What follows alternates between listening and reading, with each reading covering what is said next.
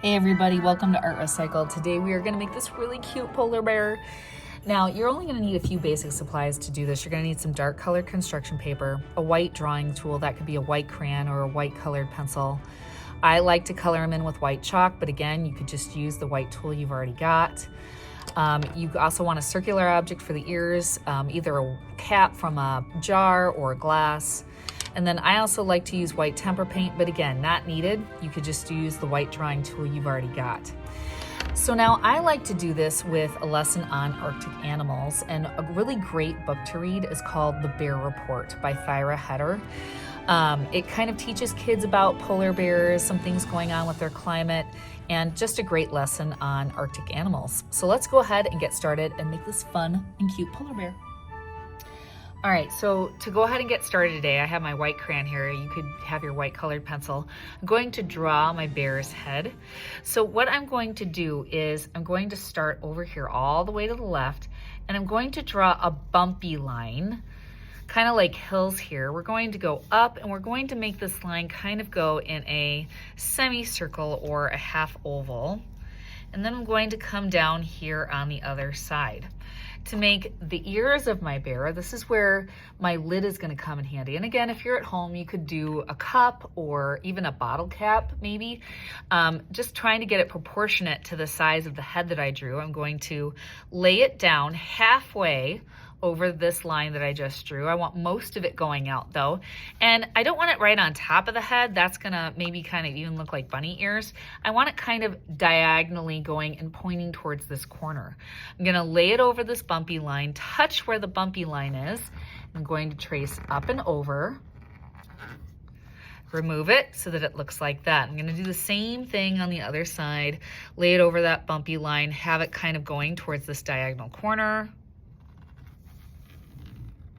and trace it.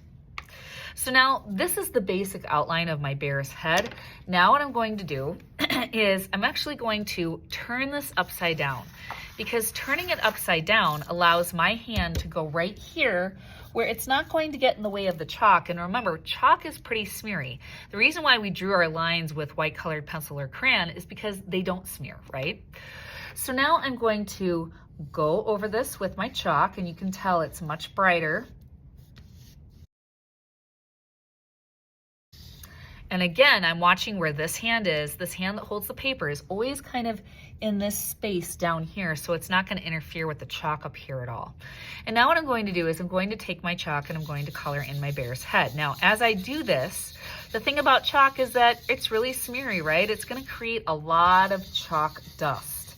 And you might even be able to see it starting to pool right there. So maybe even every once in a while, I stop coloring and I dump that dust on the floor. I'm not gonna dump it on my tabletop because I don't want it to get on the rest of my project either. All right, now you can see all that dust again. You can see it pooling. So again, I'm gonna dump it, get that off.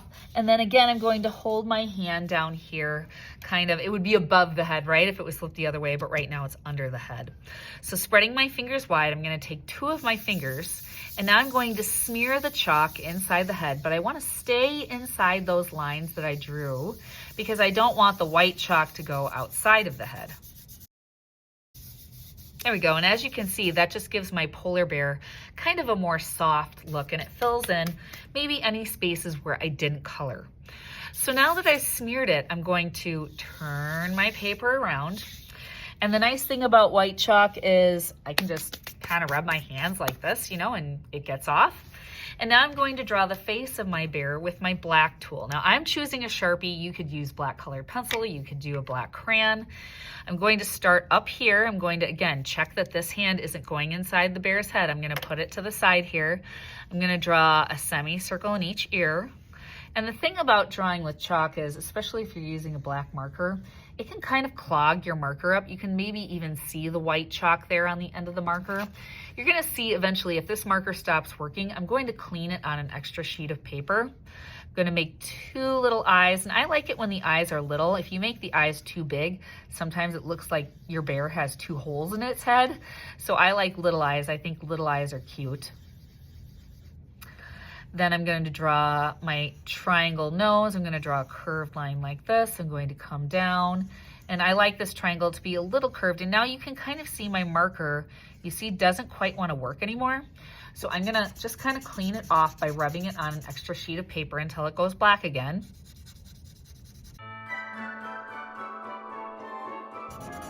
All right, now I'm going to draw the 2 lines for the mouth. And then I'm going to put in just some spots, maybe where the whiskers would be. And there, my polar bear is basically finished. But what I do love to do in the background is I love to put some dots for snow.